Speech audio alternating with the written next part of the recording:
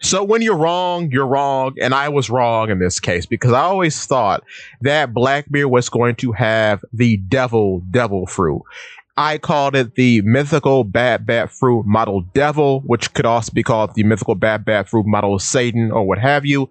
But based on what happens in chapter 1150, Emu has this fruit. So I was wrong on that. However, looking back at the mural in chapter 1138, it's very clear now that Emu is the devil depicted in that mural. However, of the figures that we see in the mural, 4 can be easily identified, or 4 stick out the most. We have as the devil, Nika, whom is Luffy, and then we have a dragon and a serpent.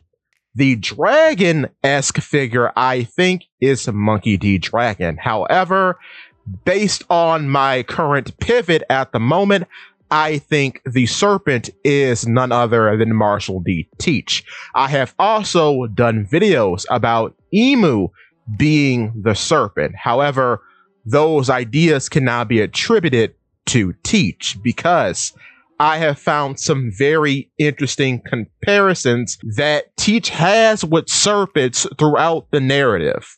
And we're going to be looking at one in particular. And a lot of snake theming Teach finds himself in oddly. So, in Teach's first appearance, we see him in what arc? The Jaya arc. Jaya was once Shandia, in which the Shandians lived 400 years ago before they were sent up into Skypiea by the Knockup Stream. They, along with Birkins and Skypeans, are people from the moon whom have wings. What's interesting about this here is that Shandia was also home to these species of snakes whom are weirdly bearded.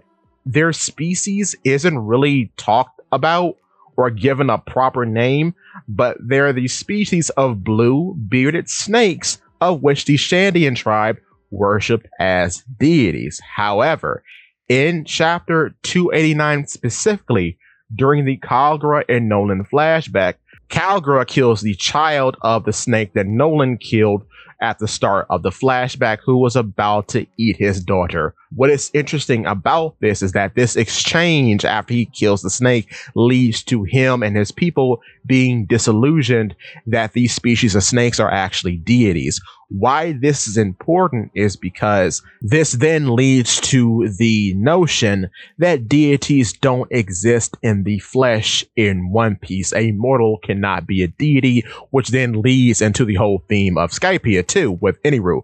But the idea here is that people make deities real. Then those wishes and dreams become dough fruits, and then an individual can then eat that fruit and become the embodiment of the wishes and dreams of the people. So, in that way, we see that Nika and Satan or whatever has become a physical thing because of the wishes of people. Now, that could be the same thing for this particular snake.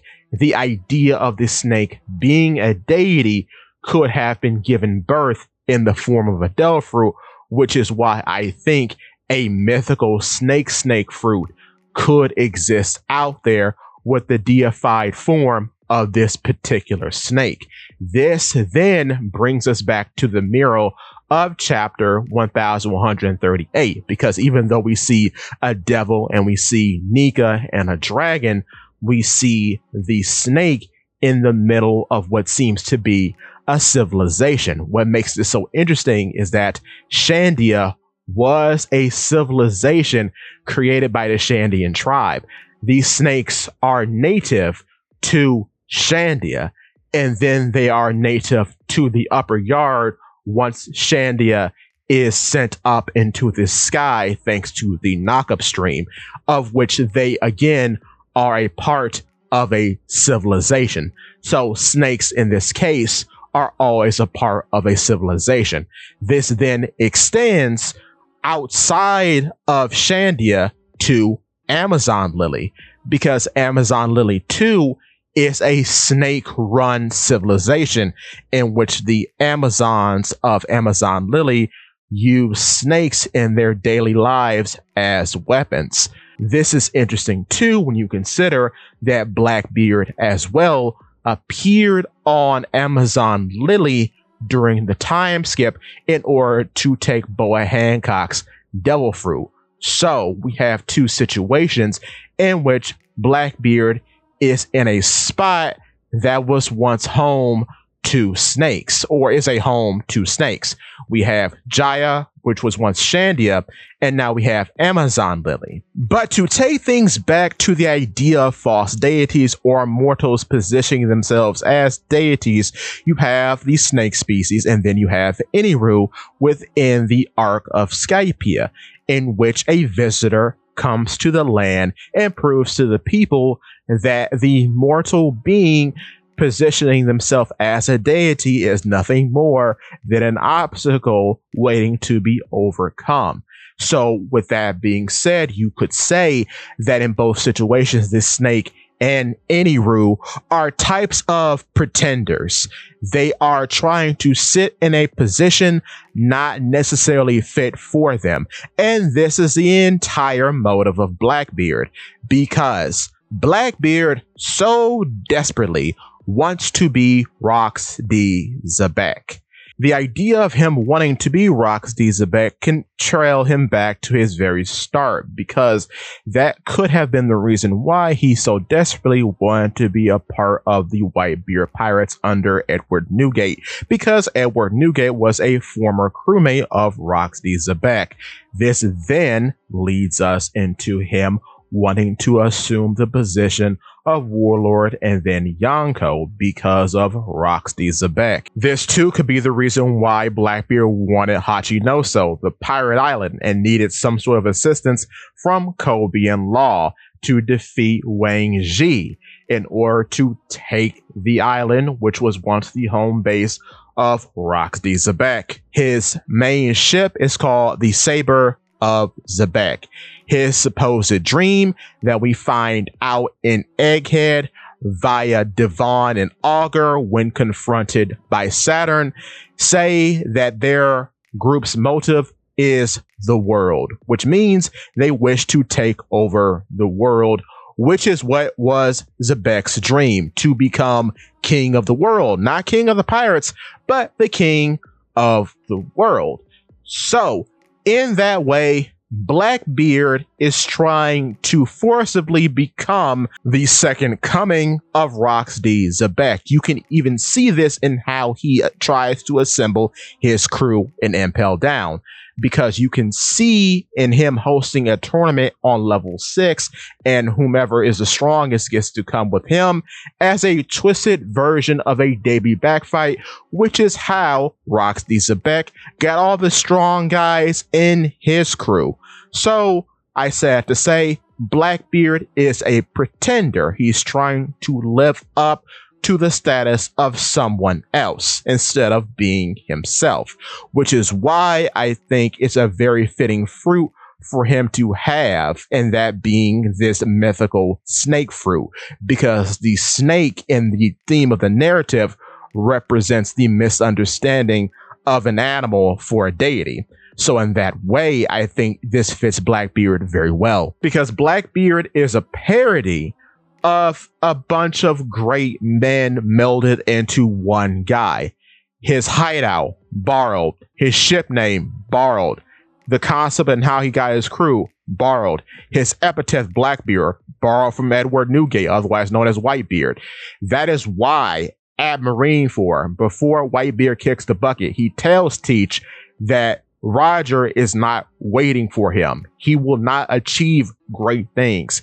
He is a pretender. With that being said, I think the reason why, too, Blackbeard's final devil fruit will be this mythical variant of the bearded serpent that we see in Shandia and Skypia's upper yard, because it serves to be a part of the evolution of what Blackbeard goes through as he achieves different accomplishments throughout his pirate career. Because as a start off, before he becomes a warlord, he has a 5 o'clock shadow, Scruffle, not much beard at all. This goes from Jaya all the way up to the Ace fight. Then, once he becomes a warlord, he gets a small beard. This then follows into him being a Yonko, in which one, he gets a full beard with 2 tails, and then later, after Kuzan joins, he has a beard with 3 tails. So the next evolution I could see, which is very dumb, but we're ending the video off on a dumb note, is that he assumes a Zoan form in which the beard extends throughout the length of his body. His entire body becomes a beard, because that's how Nola and the snake species are. They have these weird hair parts that extend throughout the length of their body. So his beard would continue the progression of getting bigger and bigger and bigger until it's a body of beard, essentially.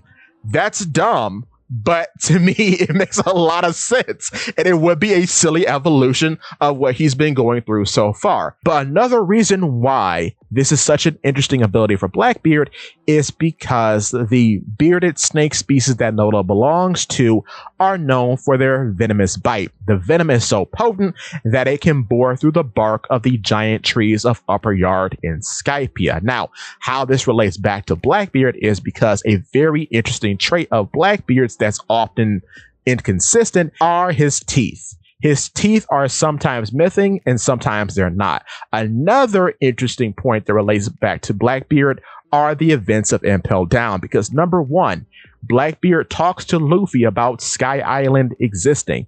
Number 2, Blackbeard fights Magellan. Magellan was the former warden of Impel Down and has the ability of the Venom fruit and covers Blackbeard and his crew in venom. But the important part here is how he does it. He does it with an attack called Hydra. A Hydra is a mythical creature from Greek myth whom is very serpentine-like. Not exactly a snake, but very snake-like. So that in itself is very interesting that Blackbeard, you can say, gets attacked by a venomous snake in Impel Down after a conversation about Skypia. Then, following that, of course, Blackbeard makes up the bulk of his crew from inmates in Impel Down. So as I had to say, all of this does tie back to Blackbeard possibly being a snake in the future and his body being mostly beard. So with that being said, give me your thoughts and tell your friends about Polypede. What?